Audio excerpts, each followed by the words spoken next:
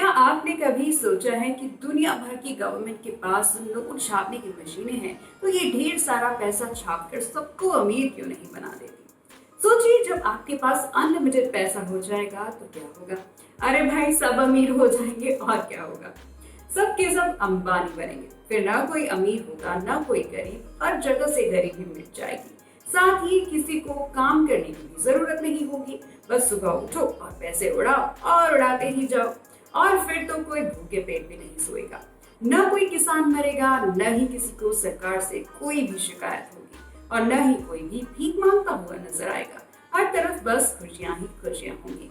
लेकिन एक मिनट चाहिए और अपने सपनों पर जरा रोक लगाइए, क्योंकि अगर अनलिमिटेड पैसा छप गया तो हर तरफ हाहाकार मच जाएगी। हाय फ्रेंड्स, मैं हूँ आपकी होस्ट सुखबीर सिमी और आप देख रहे हैं बैंकरपीडिया। और आज के एपिसोड में हम इस सवाल से पर्दा उठाएंगे कि आखिरकार सरकार बेहिसाब पैसा छापकर सबको मालामाल क्यों नहीं कर देती।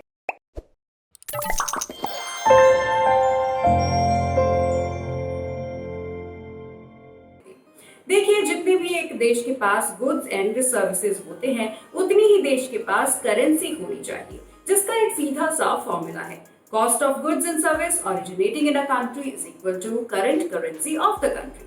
अगर इसे थोड़ा सिंप्लीफाई करके देखिए तो मान के चलिए कि देश एक बड़ा बाजार है और वहाँ एक लिमिटेड स्केल में गुड्स हैं, यानी कि प्रोडक्ट्स हैं। और ये भी मान के चलिए कि उन प्रोडक्ट्स की खरीदी और बिक्री के लिए जिन टोकन्स का प्रयोग किया जाता है वो करेंसी होते हैं। अगर हम करेंसी की संख्या बढ़ा दें तो भी उस देश के प्रोडक्ट्स या फिर गुड्स की संख्या में ग्रोथ तो नहीं हो सकती। तो होगा क्या? होगा ये कि पैसा ज्यादा होगा पर गुड्स नहीं होंगी। थोड़ा कंफ्यूजन लगाना, चलिए आपको थोड़ा सा इजी करके समझाते हैं।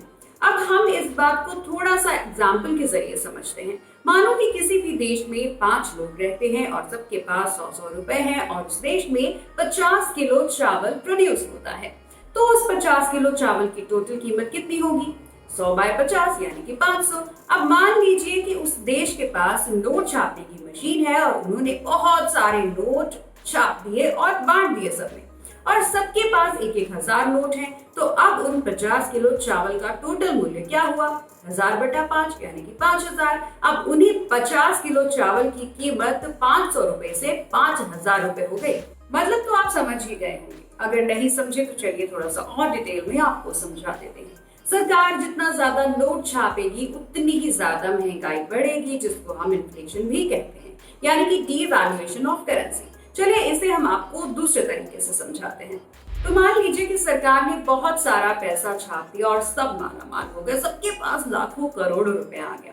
तो जब हम मार्केट में साबुन खरीदने के लिए जाएंगे तो उसकी कीमत 50 रुपए होगी।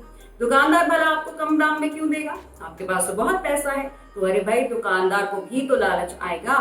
धीरे धीरे सब कीमतें आसमान छूने लगेगी। साबुन से लेकर हर चीज के दाम आसमान छूने लगेंगे। रॉ मटेरियल से लेकर फिनिश प्रोडक्ट तक सभी वस्तुएं मिलेंगी, लेकिन दाम बहुत ज्यादा बढ़ चुके होंगे।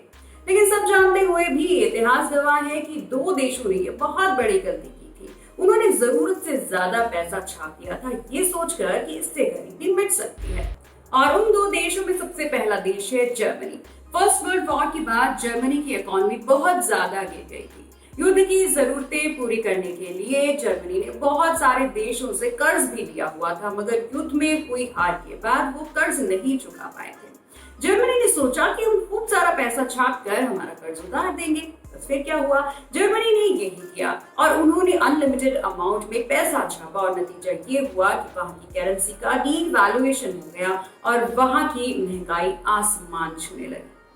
दूसरा है जिम्बाब्वे।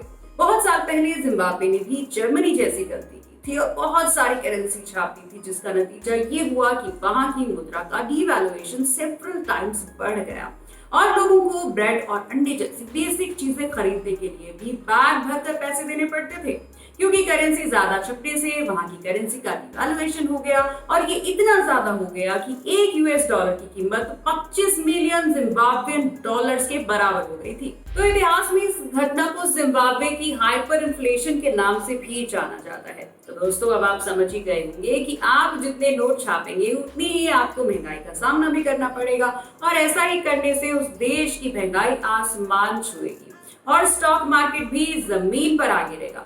करेंसी नोट जो हम यूज करते हैं उनकी अपनी कोई कोई कीमत नहीं होती, उनकी सिर्फ एक्सचेंज वैल्यू होती है कि कितने सामान के बदले आप उस नोट को देते हैं। और इसलिए इसे लीगल टेंडर भी कहा जाता है, जैसे कि आप कानून द्वारा ऑथराइज्ड हैं कि आप किसी भी गुड सर्विसेज से नोट को एक्सचेंज कर सकते हैं।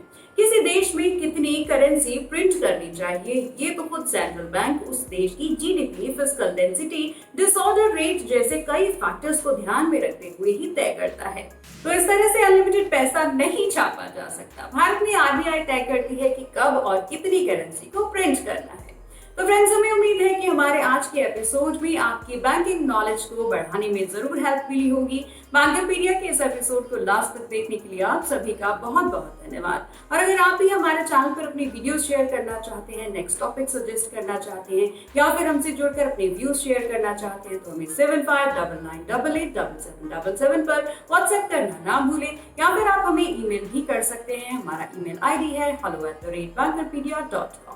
हमें आपके मैसेजेस का बेसब्री से इंतजार रहेगा। चलिए मिलते हैं किसी और एपिसोड में किसी और इन्फॉर्मेशनल वीडियो के साथ। Till then, stay healthy and keep watching बैंकरपीडिया।